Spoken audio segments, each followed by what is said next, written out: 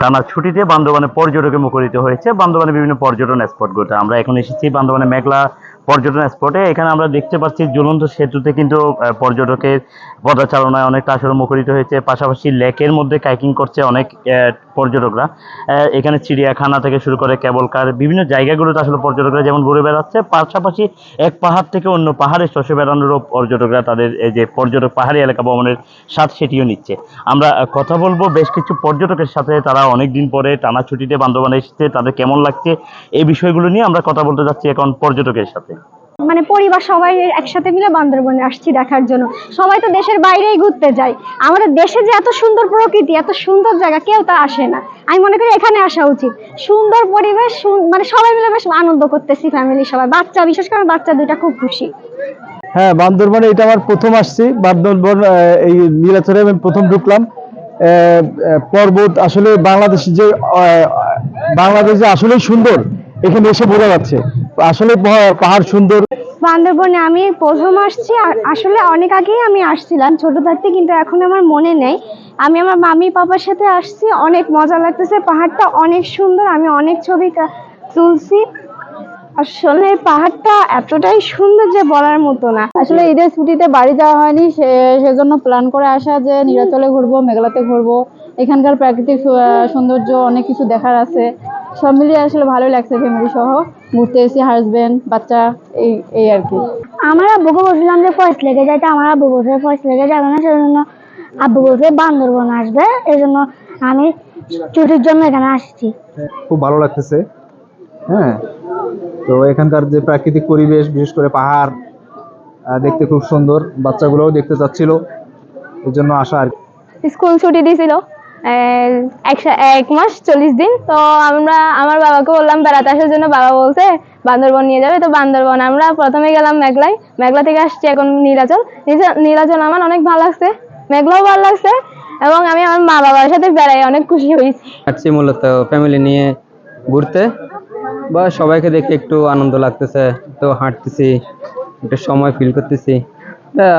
অনেক দূর দূরান্ত থেকে মানুষ আসতেছে, ভালো লাগতেছে।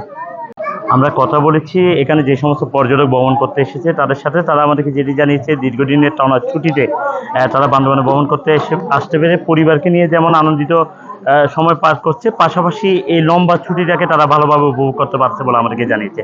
আমরা দেখেছি অনেক পর্যটক এক পাহাড় থেকে অন্য পাহাড়ে চষে বেড়াচ্ছে, তাদের যে পাহাড়ে এলাকা ভ্রমণের যে স্বাদ সেটি নিচ্ছে বলে তারা আমাদেরকে জানিয়েছে। আমরা কথা বলবো হোটেল মোটেল মালিকের সাথে। আমাদের আসলে শতভাগ হোটেল বুকিং বললেও কিন্তু প্রত্যেক হোটেলের মালিক কিন্তু 10% কিন্তু নিজে রিজার্ভ রাখেন। গতকালকে কিন্তু সেই 10% আমাদের পূরণ হয় নাই, অনেক হোটেলের রুম খালি ছিল। কিন্তু আমরা বিভিন্ন মাধ্যমে জানতে পারতেছি আপনার বান্দরবনে কিছু পর্যটক রুম পায় নাই। সেটা হলো যদি আপনার যেসব পর্যটক বাস নিয়ে, চুল্লি নিয়ে নিজেরাই রান্নাবান্না করে খাওয়ার জন্য হোটেল পাইলে হোটেলে থাকবে, অন্যথা ওনারা বাস অবস্থান করবে, এই ধরনের প্রস্তুতি নিয়ে কিছু পর্যটক বাংলাদেশে ভ্রমণ করে। এই ধরনের পর্যটকেরা কিন্তু গতকালকে রুম ওদের সামর্থ্যের মধ্যে ওনারা রুম পান নাকি, যেহেতু বান্দরবান হোটেল রিসোর্টগুলোতে আপাতত কোনো ধরনের ডিসকাউন্ট চলতেছে না ঈদের মধ্যে। এই ধরনের সমস্যার সম্মুখীন কেউ হয়েছে কিনা আমরা জানি না। তবে আমাদের হোটেলগুলোতে কিন্তু অধিকাংশ হোটেলে কিছু কিছু রুম খালি ছিল। যেমন আজকে এখন দুপুর 1টা, আজকে আমাদের হোটেলে 5টা রুম এখন খালি রেখে দিচ্ছি আমরা, কারণ আমাদের সবার কিছু বিভিন্ন অনুরোধে এবং বিভিন্ন দিক থেকে আমাদের কিছু মেহমান আসে, যাদের জন্য প্রত্যেক হোটেল কর্তৃপক্ষ কয়েকটি রুম রেখে দেয়। কিন্তু গতকালকে সেই রুমগুলো আমাদের খালি ছিল।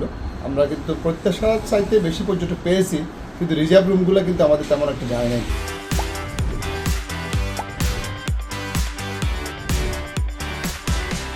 আমরা রোজায় কিছুটা আমাদের পর্যটক কম ছিল, কিন্তু আমরা ঈদের বন্ধে প্রচুর পর্যটকের সাড়া পাচ্ছি এবং আমরা পর্যটকদের জন্য সুব্যবস্থা রেখেছি। এবং আশা করছি আমাদের এই মাসটা যে ছুটিটা আছে ঈদের, এটা আমরা যে ক্ষতিটা হয়েছিল রোজায় ওইটা আমরা পুষিয়ে নিতে পারবো।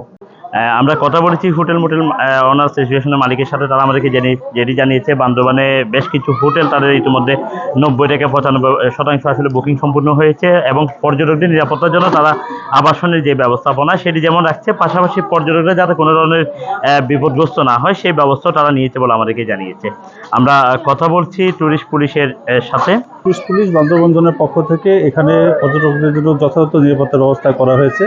ছুটিতে অনেক পর্যটন আসছে, বিশেষ করে এখানে আপনার জেলা প্রশাসনের পক্ষ থেকে যেগুলো পর্যটন স্পট খোলা আছে, যেমন এটা হচ্ছে নীলাচল, মেঘলা, প্রান্তিক লেক, তারপরে রোয়াংছড়ি আপনার দেবতাকুণ্ড।